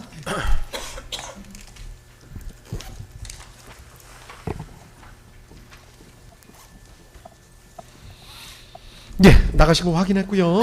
오늘 증인신문은 여기까지 진행 일단 하도록 하겠습니다. 다시 한번 강조하는데 12월 10일자 그 특검 의견서 보시고 만약에 의견서 제출하실 거면은 그건 뭐 기한은 없는데 이 부분에 대해서는 명확하게 또 다투고 싶다 하시는 부분이 있으면 그 부분 의견서 주시고 그래서 좀 특검 측이랑 이제 법리는 딱 그 부분에 대해서 정리하는 걸로 그렇게 하시죠. 그 부분까지 받고 재판부에서는 가급적 주장을 좀 정리를 하려고 합니다. 그 전까지 주장했던 부분은 모두 그러니까 이 부분에서 빠진 주장 부분은 모두 철회하는 걸로 정리하려고 하니까 그 부분 혹시 빠진 데 있는지도 가끔 확인 좀 한번 해주시고요. 그리고 두 번째로 특검 측에 그때 말씀드렸던 거. 국무회의 관련해 가지고 그 증인 신문 줘서 녹취서 좀 먼저 좀 증인 신청해서 증거 조사하면 어떨까 싶은데 석 기사님 감사합니다. 예. 네, 오늘 저희 안 그래도 증거 신청서 제출했습니다. 예, 예. 네, 그거 보시고 저기 열람등사 절차 진행하신 다음에 거기에 따라서 뭐 추가로 증인 신문 여부 결정하시면 될 것 같습니다. 알겠습니다. 그 부분은 조금 먼저 증거 조사해도 괜찮겠죠? 다른 데서 저 국무회의 관련자들 뭐 그리고 그걸 본 다음에 다른 이제 그 꼭 국무회의 외에도 다른 데서 했던 그 저희가 지금 그걸 다 알고 있지를 않기 때문에 그리고 해당 부분은 어차피 다 증거로 채택할 예정이라서 저 다른 데서 그 증언했던 거 있잖아요. 뭐 헌법재판소 그다음에 다른 사건들 법원 관련자들 뭐 증언한 부분 이미 지금 추가로 증거 신청하신 부분도 있고 한데 그 부분부터 먼저 그 부분은 먼저 간략하게 저 증거 채택 여부 밝히고 증거 조사를 한 다음에 나머지들에 대해서 넘어가는 약간 이중적 구조로 하면 더 편하지 않을까 싶습니다. 그래서 그 부분은 먼저 저희가 증거를 조사하고 먼저 받아서 하는 쪽으로 그 어떻게 괜찮으시겠죠? 예, 그런 쪽으로 좀 진행을 좀 하려고 합니다. 일단 오늘 신청되셨다고 하니까 이제 그 다른 데서 증언했던 내용들 예, 보겠습니다. 뭐 권우현 변호사님이나 뭐 변호사님들이 김진희 변호사님이나 좀 확인하셔가지고 그 내용 부분 다 해서 이 부분에 대해서는 뭐 특별히 저 문제가 없다 싶으시면 저희가 바로 그냥 그 부분은 증거 조사하고 저 증거 먼저 받겠습니다. 다른 데서 증언했던 내용은요. 아시겠죠? 그리고 나중에 최종적으로 증거 받을 때는 제가 계속 강조하지만 증거 목록 다시 해야 되고 그다음에 저 증거들 쫙 정리해 가지고 그 부분 저 정리해서 제출을 해 주셔야 됩니다. 그리고 그 녹취서랑 그 부분은 조금 뒤로 그래서 번호를 좀 뒤로 빼도 괜찮을 것 같긴 한데 그 부분은 검사님들께서 보시고 하고 만약에 나중에 증거 정리할 때 좀 힘드시면 저희가 일단 접수된 걸 그때 편의상 잠깐 반환을 해드려서 다시 받을게요. 그 순서만 맞춰주시면 됩니다. 제 말씀 이해되시죠? 좀 아주 구체적인 그림이 아직 좀 잘 안 그려지고 있는데 나중에 혹시 좀 그 진행될 때 다시 한번 말씀해 주시면 거기 맞춰서 진행하겠습니다. 알겠습니다. 예, 그 정도로 정리할게요. 그리고 다음 기일 12월 18일 이제 거의 기일이 다 끝나가는데 12월 16일 오후 3시에 윤미경 씨 한다고 아까 말씀드렸습니다. 저 노상원 피고인 23일로 말씀하셨어요. 죄송합니다. 23일 오전 11시. 예. 아이고 제가 머리가 점점 나빠지네. 12월 23일 오전 11시에 윤미경 씨 증거조사하는데 그때 검사님도 출석해 주시는데 다만 법정만 서관 424호 법정이라고 아까 말씀드렸습니다. 그리고 다른 변호인들 혹시 참여 원하시면 꼭 피고인 불출석한 상태에도 출석하시면 그 피고인에 대해서는 기일회 증거조사라고 생각하고 진행하도록 하겠습니다. 아시겠죠? 제가 아까 제안드렸던 것이요. 어차피 그것을 저희 사건의 증거를 냈기 때문에 예. 저희도 반대 신문권을 갖는 게 맞지 않습니까? 그러니까 그럼 그때 그래서- 나오셔도 됩니다. 그래서 원래 기일에서 그냥 같이 진행해 주시면 어떻겠냐라고 제 제안드렸거든요. 원래 지정된 기일 중에서 그러니까 같이 증인 신청하실 거면 모르겠는데 예. 뭐 같이 증인 신청하실 게 아니면 하신지를 몰랐는데 아니 그러니까 주 신문을 하시겠다는 물론 그렇지만 예, 저희 예. 또 추가 신문 할 필요가 있을 것 같기도 해요. 그러니까 그러면 그때 12월 23일 날 오전 11시에 변호인만 나오셔가지고 하면은 그 해당 피고인의 그 변호사님만 나온 당사자에 대해서는 기일회 증거 조사로 그렇게 진행하도록 하겠습니다. 무슨 말씀인지 아시겠죠? 나오시면 그렇게 하겠습니다. 그리고 12월 18일 박한수, 이진우, 이상민, 한덕수 이게 어떻게 그 지금 한 가지 좀 그 전에 명확하게 할 게 그 나머지에 대해서는 전부 주요 증인으로 적시된 나머지에 대해서는 전부 증거 동의가 되는 걸로 저희는 이해하고 있습니다. 네, 아까 그렇게 말씀하셨잖아요. 네, 예. 그래서 이제 그 사람 조금 그 부분을 좀 특정을 하자면 이제 문상호, 최상목, 박헌수, 윤승영, 목현태, 조지호 6명에 대해서는 전부 증거 동의로 이해가 되는데 맞습니까? 예, 19명 중에 지금 4명 빼고는 다죠. 맞죠? 그 목록 번호는 반드시 밝혀 주셔야 됩니다. 그것도 뭐 권 변호사님이나 내시니까 그거 반드시 번호 쭉 나열해서 주시고 검찰에서는 반드시 확인해서 빠지는 거 있나 없나 확인해서 알려주시면 되고. 예. 그래서 저기 이제 거의 다 끝났어요. 예, 네. 12월 18일에는 일단 그 이진우, 예. 이상민, 한덕수 3명으로 하되 예. 이상민, 한덕수에 대해서는 이제 다른 절차에서 진행됐던 그 녹취서도 오늘 함께 제출을 했으니 그 변호인께서 확인하시고 반대 신문하실 사항이 있다면 뭐 유지 여부 말씀 주시는 것이 더 빠를 것 같습니다. 예. 이 부분 예, 그리고 이제 박한수 증인의 경우에는 그 12월 22일에 그 윤석열 피고인 사건에서 이제 증언 예정인데 그 마찬가지로 녹취록이 나올 예정이니 보시고 거기에 따라서 뭐 반대 신문 변호인권 행사 여부 결정해서 알려주시는 것이 그게 더 빠를 것으로 생각됩니다. 예. 그러면 12월 18일 날 이진우 씨 하는 걸로 그렇게 생각하면 되겠죠. 이진우 증인 확정하고 그 다음에 이제 이상민 이상민 한덕수. 한덕수 예 그렇게 세 명으로 그 진행하시는 걸 받겠습니다. 검사님 말씀은 지금 이상민 씨, 한덕수 씨, 그다음에 박한수 씨 같은 경우, 그러니까 이상민 씨, 한덕수 씨는 이미 했다는 거고, 네. 박한수 씨는 이제 할 예정인데, 이상민 씨, 한덕수 씨에 대해서는 증인신문 조서가 나와 있기 때문에 그 부분 꼭 확인하셔서 물어볼 게 있으시면 불러가지고 하고, 물어볼 게 없으시면 그때 가서 또 의견을 주십시오. 알겠습니다. 그러면 뭐 그 부분에 대해서는 한 가지 더 추가로 좀 말씀드릴 게 지난번에 이제 참고 자료로 해서 그 각 이제 소속별로 그 진술자 명단 목록을 저희가 그 법원에도 제출하고 변호인께도 제공해드린 바 있습니다. 거기에 대해서는 이제 증거 의견이 어떻게 되시는지 한번 좀 확인 요청드립니다. 맞습니다. 참 그 부분도 빨리 저 밝혀주셔야죠. 소속자별로요? 그러니까 소속자별이 아니라 그룹이 있잖아요. 그룹. 그러니까 뭐 예를 예를 들면 들면 예를 들자면 뭐 방첩사, 방첩사, 특전사, 등등. 경찰. 제가 확인해서 의견 제출하도록 하겠습니다. 예, 이 부분. 그리고 여기까지 12월 18일 날 한 다음에는 12월 26일 정도에 변호사님들만 검사님이랑 변호사님들만 하고 증거 싹 한번 정리 한번 하겠습니다. 저 증거 채택 여부 준비 절차 잡아가지고 저 29일 전에 증거 채택 여부 쫙 결정을 한번 할 거니까 그때는 수명법관이 와서 하고 증거 결정은 어차피 합의부가 해야 되는데 재판부가 해야 되는데 그때는 가정적으로 이 부분은 요렇게 하고 요렇게 하고 요렇게 하고 그때 가서 저 검찰 측은 이제 철회할 거 빨리빨리 정리하셔야 되고 저 변호인들도 동의하실 부분 빨리빨리 정리하셔가지고 26일 오후쯤에 그렇게 아마 할 예정입니다. 일단 그렇게 생각만 해도 계십니다. 꼭 26일 날 안 할 수도 있습니다. 네, 그 부분 정리하도록 하겠습니다. 그래서 12월 18일은 이진우, 이상민, 한덕수. 근데 확인해 보시고 미리 이상민 씨, 한덕수 씨 물어볼 게 있는지 없는지만 조금 알려주시면 그때 저 시간 조정을 저희가 좀 할 수가 있으니까 간략하게 뭐 저 진정 성립은 어차피 확인하시겠다는 취지신 거죠. 그렇습니다. 그러니까 그것만 하고 저 넘어갈지 아니면은 또 반대 신문 사항이 좀 꽤 되면 시간 안배를 저희가 조금 조정을 해야 되니까 그 부분을 말씀을 좀 해주십시오. 아시겠죠? 여쭤볼 게 12월 24일에 예. 그 김영현 장관님에 대해서 증인 채택이 되어 있는 게 맞습니까? 대통령 사건. 그게 맞죠 지금? 24일이었나요 어제? 예 그렇습니다. 저희가 저 며칠 전에 저 했던 건데. 예. 그러면 24일 전에 이제 이 사건이 병합될 가능성은 없는 거죠? 없죠. 예, 그 전에는. 예. 어떤 게 좋으신데요? 예. 병합이 되고 나서 증인신문 하시는 거. 그렇죠. 그게 또 그러니까 그거는 뭐 변호사님들께서 말씀을 저 뭐 입장을 주시면은 그 부분에 대해서는 뭐 재판부에서 검토를 한번 해보겠습니다.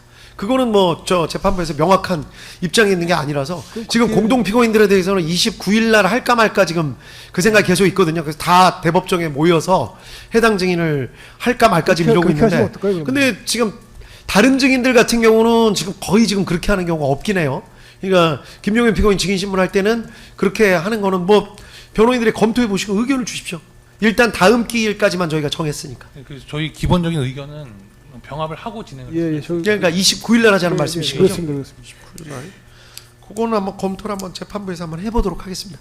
어차피 다른 데서도 지금 해야 되나 안 해야 되나 막 그러고 있으니까 그 부분은 우리가 20 며칠이었죠? 그 윤석열 피고인 사건 언제 하기로 했었죠? 24일이었습니다. 24일입니다. 24일 날 오후죠. 오후입니다. 오전에 조지호 증인하고 그 다음에 오후경으로 지금 예정돼 있습니다. 그거는 저희만 결정하기는 좀 그렇고 그쪽 그 전에 그 윤석열 피고인 사건 또 있거든요. 그 분들한테도 한번 여쭤봐도 될까요? 그 변호인들한테도. 네, 그쪽 입장에서도 중요한 문제니까 저 언제 할지는 그래서 29일 날 하겠느냐 아니면은 그냥 미리 하는 게 낫냐 그렇게 말씀을 좀 드릴게요. 아시겠죠? 예. 그렇게 해가지고 그 부분은 약간은 유동적인 상태로 좀 남겨놓겠습니다.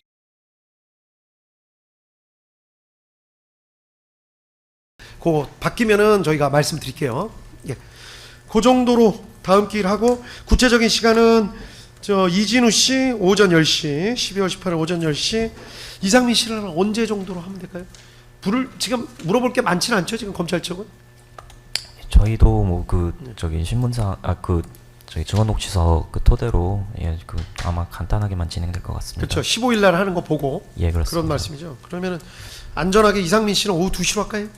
예 알겠습니다. 예, 오후 2시 하고 저희 변론 시간 좀 확보해 주십시오. 한덕수 씨를 변론 시간 좀. 아우 변론 시간도 또 드리고요. 이제 그 저 1월 저 며칠이죠? 5, 7, 9 그때는 그냥 풀로 다 변론하시는 거니까 그것도 준비를 이제 잘 해주셔야 됩니다. 그때는 그때고요. 그 다음 기회 때도 다음 기일에 예, 저 한 시간 정도 그, 주시면 예, 12월 18일도 예. 시간을 좀 드릴게요. 언제가 좋으세요? 뭐 오후에 주시지 않습니까 보통? 저는 그럼 2시, 3시가 좋으세요? 아니면 2시 3시는 이상민 씨, 한덕수 씨 하고 하는 게 낫지 않을까요? 그래도 증인신문 마치고 진행하는 것이 맞다고 생각합니다. 그러니까요. 아니 왜냐면 검찰 쪽도 물어볼 게 많을 것 같지는 다른 데서 이미 했다고 하니까 그리고 변호인 쪽도 물어볼 게 많으신지 잘 모르겠네요. 저희 이제 다시 한번 또 검토를 해봐야 되는데요. 아, 예. 그래도 신문하기 전에 해주시는 게 저는 좋습니다. 그래서 2시에서 3시 사이로 해주시면. 그러시죠 그러면 예. 대신 좀 협조를 좀 해주십시오. 그럼 당연히 적어도 협조하겠습니다. 오전에 이진우 씨가 끝나야 예, 당연히 끝내겠습니다. 끝나야 2시에서 3시 1시간을 드릴 수가 있지. 만약에 저 12시까지 안 끝나는데 저희가 저 오후에 또 2시 3시 하면 재판장은 소송 지휘하는 재판장은 다른 데 신경이 많이 쓰는 게 아니라 증인을 일단 불렀는데 아 이거 빨리 증인 신문이 돌아가야 된다는 생각이 되게 그 생각을 많이 하거든요. 예, 맞추겠습니다. 그거 좀 협조를 좀 잘 좀 해주십시오. 그럼 그렇게 하죠. 저 이상민 씨 3시, 그다음에 한덕수 씨 3시 반으로 할까요? 4시로 할까요? 어떠세요? 물어볼 게 많아요. 3시 반으로 할까요? 4시, 저 4시. 4시경 4시가 좋을 것 같습니다. 그럼 그렇게 합시다. 4시로 1시간 차이로 그러면은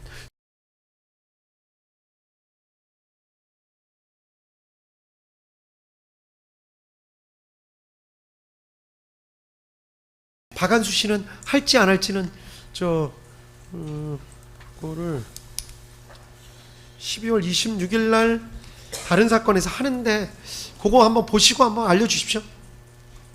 예, 알겠습니다. 그리고 26일 날 오셔도 될 것 같고 만약에 꼭 물어보실 게 있으면 그 해당 피고인에 대해서 기일회 증거조사 방식으로 해야 되니까 대표님 22일 말씀. 22일입니다. 박한수 증인은. 그러니까 22일 죄송합니다. 22일이죠. 죄송. 12월 22일 날 박한수 씨는 그때 만약에 필요하시다고 생각하시면 변호사님들 오시면 기일회 증거조사를 할 수 있도록. 죄송한데 22일 오전입니까 오후입니까? 22일 오전이었죠? 오전입니다. 예, 22일 오전인 것 같습니다. 예. 대법정입니다. 그 부분은 검사님들이랑 한번 연락을 하셔가지고 정확하게 한번 시간을 한번 확인 그 한번 시간대에 해주시죠. 이제 저희가 다른 사건이 있어가지고. 그러니까요. 또 그러면은 어쩔 수가 없는데 그 경우에는 녹취서 나중에 확인하셔가지고 물어보실 게 있는지 없는지만 네. 확실하게 알려주시면은 그렇게 정리를 하도록 하겠습니다. 박한수 씨만 약간 좀 띄워놓고 나머지는 12월 29일 되기 전에 기일을 한번 잡아서 준비 절차에서 증거 목록 싹 정리해야 되는데 하여간 지금 제일 중요한 게 증거 목록 빨리 완성을 해 주셔야 됩니다. 아시겠죠? 예, 진행 중에 있습니다. 네, 빨리 좀 해야 됩니다. 그리고 다른 사건에서도 얘기가 나왔지만 공소장 변경하실 부분 있으면 빨리 지금 해야 됩니다. 아시겠죠? 예, 그 부분 또 열람복사 하시고 또 입장 정리하시는데 시간이 좀 걸릴 것 같으니까 아무리 늦어도 1월 말까지는 해야 됩니다. 아무리 늦어도 무슨 말씀인지 아시겠죠? 아무리 늦어도 1월 29일 전까지. 아무리 늦어도 1월 29일 전까지는 해야 되고 그래서 상대방이 2월 늦어도 1월 아무리 늦어도 1월 3일 그때 고전까지는 입장 의견서 낼 수 있게 해 주셔야 됩니다. 아시겠죠? 제가 계속 강조했던 거니까 충분히 그렇게 진행하실 거라고 생각합니다. 12월 29일 말씀하시는 거죠? 예? 12월 29일. 예, 12월 29일. 제가 뭐라고 얘기했죠? 1월 29일. 아유, 제가 요즘 큰일 났네 이거 총기가 사라져가지고 1월이 아니라 12월 29일 말씀드린 겁니다. 죄송합니다. 예, 그 정도로 기일 정리하고 증인 내용 정리했습니다.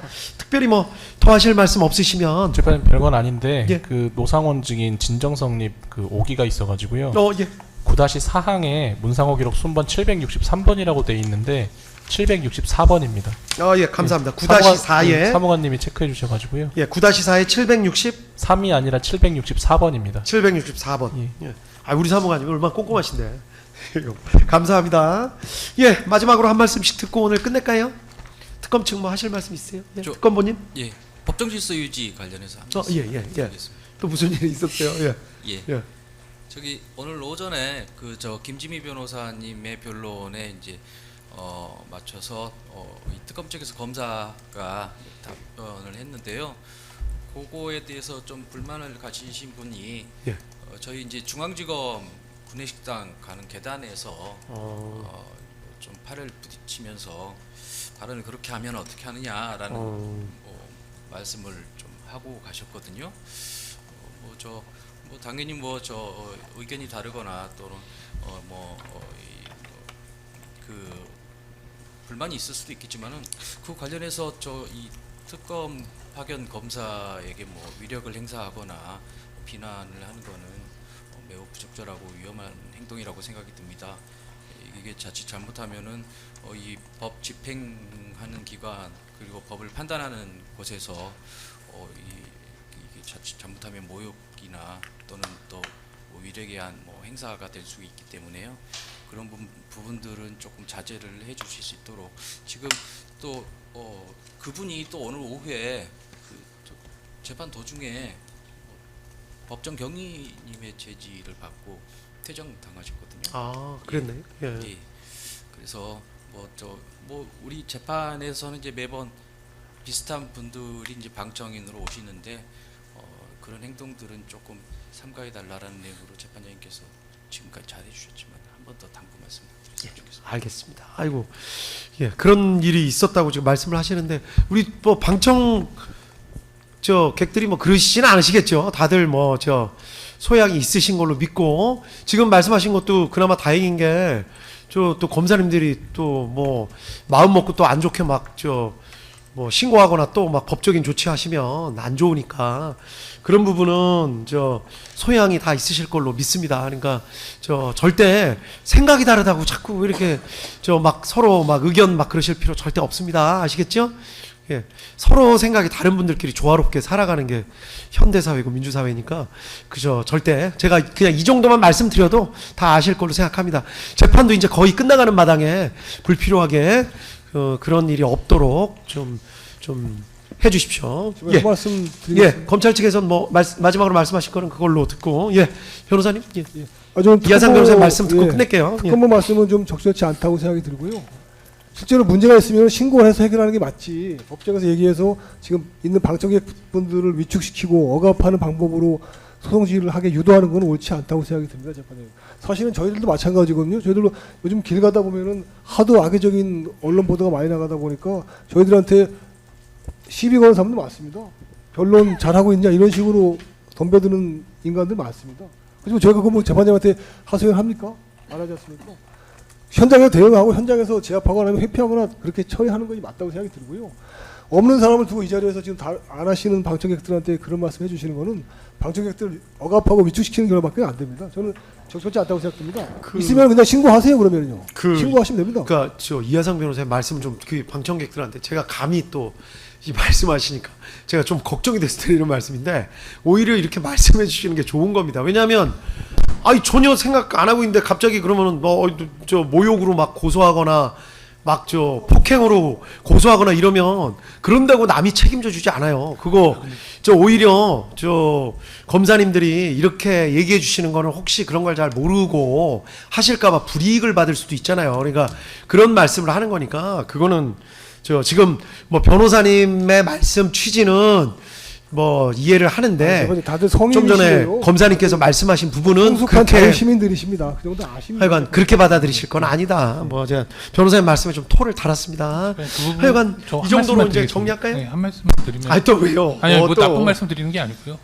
지금 특검님 말씀하신 부분은 충분히 말씀하실 수 있는 부분이라고 생각은 합니다. 근데 이제 그 부분이 이제 저희 의견은 이제 소송 지휘를 나가는 것은 소송 지휘가 가능한 부분이냐라는 부분을 말씀드리는 것이고요. 그리고 또 이제 저희 이제 변호인들 입장에서도 아무래도 이제 저희가 또 안면이 있으시거나 이런 또 분들이 많으셔가지고 저희 입장에서는 혹시라도 걱정하시는 부분이 또 발생하거나 이런 일이 없도록 저희도 많이 또 이해를 구하고 또 쉬는 시간이든 아니면 또 이런 때 또 말씀을 드리고 또 잘 또 이해를 해주십니다. 그래서 그렇게 해주셔야죠. 혹여라도 저는 이제 특검원님께서 말씀하신 취지는 이해가 되는데 이제 소송 지휘로는 적절하지 않기 때문에 혹여라도 또 그런 부분이 있으면 그냥 소송 외적으로 저희한테 말씀을 해주시면 저희가 또 협조해드리거나 아니면 또 부탁을 드리거나 하실 부분은 충분히 있을 수 있다. 그렇게 말씀드립니다. 아 지금 그 보안 검색 관련해서 지금 인권 침해가 심각합니다, 재판장님. 그냥 상식을 넘는 수준이지만 그냥 협조하는 차원에서 가만히 있거든요. 저희들도 어필하지 않고요. 뭐 일일이 뭐 소지품 다 보고 저희 변호인까지 다 하고 이거는 과도한 인권 침해입니다. 이 옛날에나 있었던 일을 지금 반복하고 있는데 이게 뭐 그러니까 제가 또 말씀 끊어서 죄송한데 예. 그 프레임을 제가 보기에는 약간 바꾸시는 게 되는 거고 일단 검사님들 말씀은 이미 많이 억압을 당하고 계십니다. 이미 많이 억압을 당하고 계시고 그러니까요. 그 정도의 도출 행동 하는 사람이 있으면 그건 본인이 책임지는 겁니다. 아유 그렇게 말씀하세요. 책임져요 당연히. 하여간 근데 다른 분들한테 그렇게 하는 거는 억압하는 건 저는 옳지 않다. 하여간 그런 거 지금 잘 협조해주고 계시니까 그런 부분 좀 더 잘 모르시고 있다가 혹시 피해를 보실 수도 협조는 있으니까 잘하겠습니다. 그렇게 좀 잘 좀 말씀을 좀 해주십시오. 다만 아시겠죠? 이제 오늘 이제 법정에서 이런 얘기가 나오니까 또 뭐 언론에서 이 부분을 또 따서 밖으로 외부로 표출되기 때문에 저희가 이 말씀 드리는 겁니다. 특검원님이 말씀이 저희가 소송 외적으로 충분히 받아들일 수 있는 부분이라 하더라도 이 부분을 소송에서 이렇게 말씀을 해버리시면 그 부분이 다 기정사실화 돼 버리는 거거든요. 그런 부분을 저희가 우려해서 말씀드립니다. 예, 알겠습니다. 예, 이 정도로 할까요? 예. 아유, 또 고 변호사님까지 또 왜 그러세요? 그 소송지휘권이라는 우리 게 맨날 저 이렇게 얘기하는 것만 뭐 나온다면 법정 안에서 이게 뭐 법정 해가지고. 질서에 관한 부분이면 우리 재판장님께 말씀드리는 게 지극히 타당하고요.